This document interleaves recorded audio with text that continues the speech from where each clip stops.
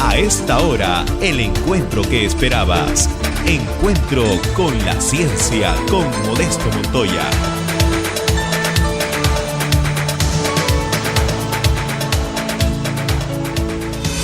Paolo Tataje, de la Universidad Nacional de Ingeniería, también viene del IPEN y nos va a hablar sobre la calibración de la potencia del reactor nuclear RP10 mediante ruido neutrónico. Y el trabajo se ha hecho en colaboración con Zulca, Huaco, Zúñiga, Aguirre, Cáceres, Ticona, Arévalo, Quispe y Viera. Un aplauso para nuestro amigo Paolo. Buenos días con todos.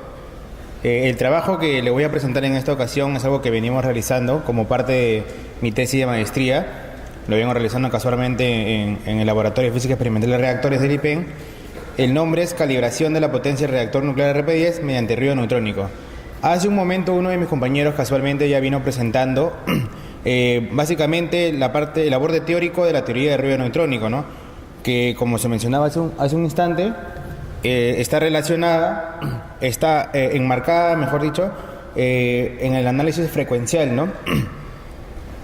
Este trabajo se viene desarrollando en el contexto del cambio de núcleo y su configuración del reactor RP10, la puesta en servicio del nuevo núcleo. Venimos aplicando casualmente esta técnica porque está a puertas el inicio de la puesta en servicio, ¿no? Y es de suma importancia porque la potencia del reactor es de seguridad para todos los trabajadores y operadores del IPEN, ¿no? Ahora, existen tres formas diferentes de poder obtener la potencia térmica del reactor, ¿no? Una de ellas es balance térmico, activación neutrónica de nitrógeno 16 y el ruido neutrónico, ¿no? ¿Por qué ruido neutrónico? Porque es una técnica más económica y más simple, por así decirlo, de utilizar en comparación de activación neutrónica, que demandaría mucho tiempo y radiación y resultaría en altos costos para el reactor. Balance térmico implicaría de que el reactor se encuentre en una potencia muy elevada. Ahora, ¿qué es ruido neutrónico?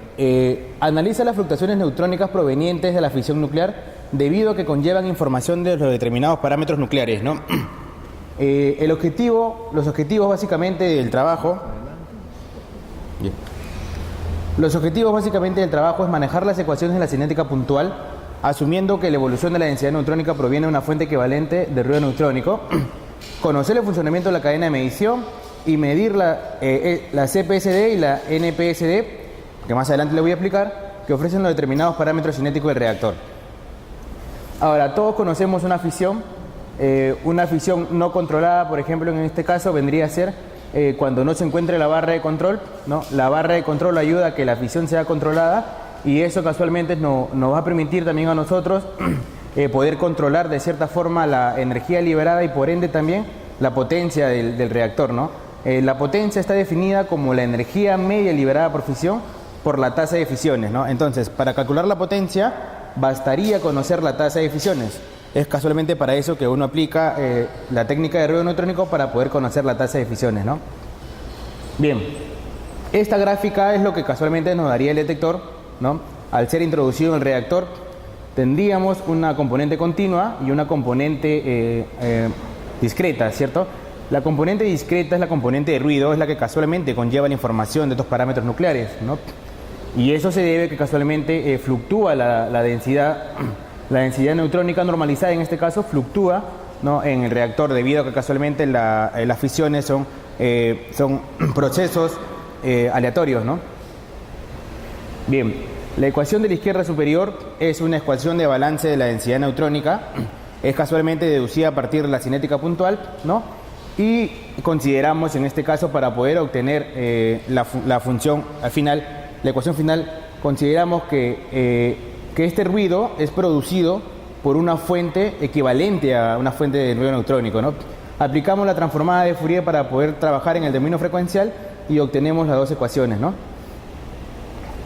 Bien, ahora aplicamos esta ecuación de la densidad, de la variación de la densidad neutrónica normalizada, la aplicamos a lo que viene a ser la densidad espectral de potencia normalizada, que básicamente viene a ser la función de correlación en el dominio de las frecuencias, ¿no? La función de correlación casualmente nos va a dar información de cómo estas dos mediciones pueden estar relacionadas con respecto a su origen, ¿no? Bien, al aplicarlas podemos tener finalmente una expresión como la que tenemos aquí abajo, por ejemplo, donde tenemos un parámetro A, el parámetro alfa, que viene a ser la constante de caimiento de los neutrones instantáneos. Bueno, y esta es una parte no correlacionada que se debe a la detección de neutrones, ¿no? Ahora, el proceso relativamente formal se encuentra aquí esquematizado, ¿no? De cómo se obtiene el A y qué es en realidad el A, ¿no? Y se obtiene casualmente la relación del A con las tasas de fisiones, ¿no? Esto es un aborde relativamente formal, como le comenté. Aquí están las referencias si es que uno quisiera revisarlas, ¿no? de la forma en cómo se obtiene. Bueno, la expresión final nos muestra que casualmente el parámetro A está relacionado con F por medio del factor de Debye, por medio del L, que como mencionó mi compañero anterior es un factor geométrico, y con respecto también a la fracción de neutrones, ¿no? Ahora, nosotros utilizamos dos detectores, ¿no?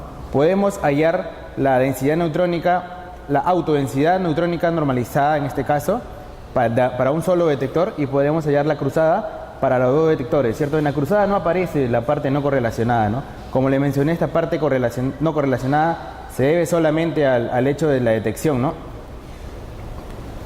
Bien, en el desarrollo experimental nosotros utilizamos cámaras de ionización compensada, ¿no? Que están generalmente hechas, por así decirlo, son de trifluoruro de boro, ¿no? Donde la reacción que se lleva a cabo para la detección de partículas del neutrón es a partir del boro con el neutrón obtenemos litio, obtenemos una partícula alfa como la que vemos aquí, que es casualmente la que nos genera la corriente, ¿no?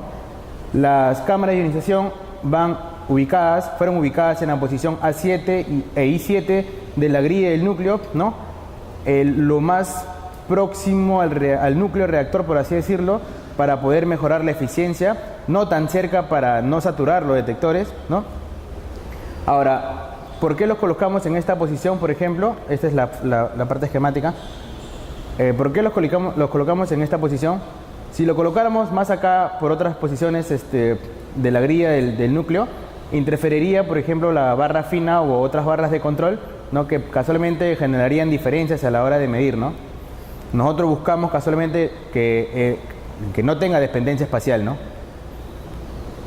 Ahora, en la cadena de medición, lo que se obtiene es corriente más una variación de corriente, ¿no? Esta es la fuente de alto voltaje. Convertimos la corriente a voltaje por medio de una resistencia, filtramos la parte continua, ¿no? Aquí tenemos la parte discreta, amplificamos la parte discreta, ¿no? El filtro del Tingliassi funciona como un filtro pasabajo, ¿no? Antes de llegar acá para mejorar la señal, y tenemos en la PC al fin y al cabo la parte continua más la parte discreta, pero ahora en forma de voltaje, ¿no?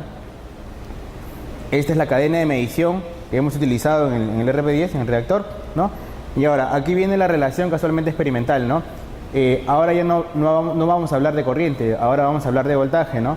Tenemos la transformada de Fourier que nos permite entrar en el dominio frecuencial y poder casualmente aplicar la densidad de potencia normalizada, ¿no? Y aquí tenemos lo mismo, ¿no? En función del voltaje y en función de la corriente viene a resultar lo mismo en realidad, ¿no? Ahora, ¿qué es lo que nosotros hacemos? Obtenemos esta función, la NAPSD, ¿cierto? Que es lo que vemos acá en forma discreta, ¿no? Y la ajustamos con ecuación obtenida por la cinética puntual, ¿no? Donde los parámetros importantes son el parámetro A, que es el que me indica la potencia, y el parámetro alfa, ¿no? Que casualmente también viene a ser parte de la seguridad del reactor, ¿no? En este caso, por ejemplo, al ajustar esta ecuación obtenemos que el A es de tal magnitud, ¿no? Aplicamos el A en la ecuación de potencia y llegamos a obtener que, por ejemplo, la potencia para esta gráfica es de 503.70 más menos 14.05 vatios, por ejemplo, ¿no? Ahora, para esta, por ejemplo, obtenemos que la potencia es de 1181.04 más menos 80.20 vatios, y aquí tenemos para este ajuste que la potencia viene a ser 7767 más menos 30 vatios, ¿no? Ahora, ¿de qué sirve todo esto? ¿Por qué el tema se llama calibración? El reactor cuenta con un canal de marcha 4, que es casualmente la referencia para los operadores. Cuando los operadores del reactor buscan colocar una potencia determinada, ellos en el canal de marcha 4 buscan que la corriente sea, por ejemplo, supongamos 3 miliamperios me dan 10 vatios, por así decirlo, ¿no? Es una analogía. Ellos buscan que casualmente la corriente esté relacionada con la potencia. Para ellos la referencia es la corriente. Lo que nosotros hacemos es calibrar la potencia para que por medio de la potencia ellos tengan la corriente definida. Para eso realizamos mediciones simultáneas. Esto de acá, por ejemplo, es la corriente que nos arroja la cámara 2. Esto es la corriente que nos arroja la cámara 1. Y esta es la corriente que nos arroja el canal de marcha 4. Esta es la potencia que nos arrojó las cámaras 1 y 2, por ejemplo, ¿no? Entonces, obtenemos un factor entre la potencia y el canal de marcha 4, que en este caso es 4.06 10 a la 12, por ejemplo, ¿no? Y así consecutivamente obtenemos las potencias para diferentes niveles y obtenemos la corriente del canal de marcha 4, que es la referencia para los operadores, ¿no? Para los diferentes niveles, ¿no? Y notamos que, por ejemplo, la relación está en 2 puntos y algo. Aquí, por ejemplo, esto se marcó de rojo porque la relación superaba los valores, ¿no? Y esto se daba, por ejemplo, a 50 vatios. Hay una hipótesis de por qué sucede esto, ¿no? Probablemente esté relacionado con los fotoneutrones, ¿no? Que casualmente son lo que se obtiene, es como un colchón de neutrones que se obtiene a menor potencia, ¿no? Entonces, para poder aplicar la técnica de ruido neutrónico tendríamos en este instante, con este núcleo, superar esta potencia para poder obtener mejores resultados, ¿no? Con el nuevo núcleo, con el silicuro de uranio, con ese nuevo núcleo se supone que no tendríamos este problema porque no habría un colchón de neutrones, porque todo sería relativamente nuevo. Ahora, realizando el promedio, por ejemplo, obtenemos el factor de calibración del canal de marcha 4, que vendría a ser 2.30 10 a la 12, ¿no? Entonces, la corriente que ellos tengan en el canal de marcha 4, al multiplicarlo por este factor, nos va a dar casualmente la potencia con la que se está operando en ese momento, ¿no? Eso es lo que se busca realizar por medio de este trabajo, ¿no? Bueno, las conclusiones, ¿no? Es posible estimar la potencia de un reactor nuclear con mucha precisión, menor al 7% en realidad, por medio de la técnica de ruido neutrónico, en un rango de 100 vatios a 100 kilovatios, ¿no? Colocamos en 100 vatios, casualmente 100 vatios por el umbral casualmente, ¿no?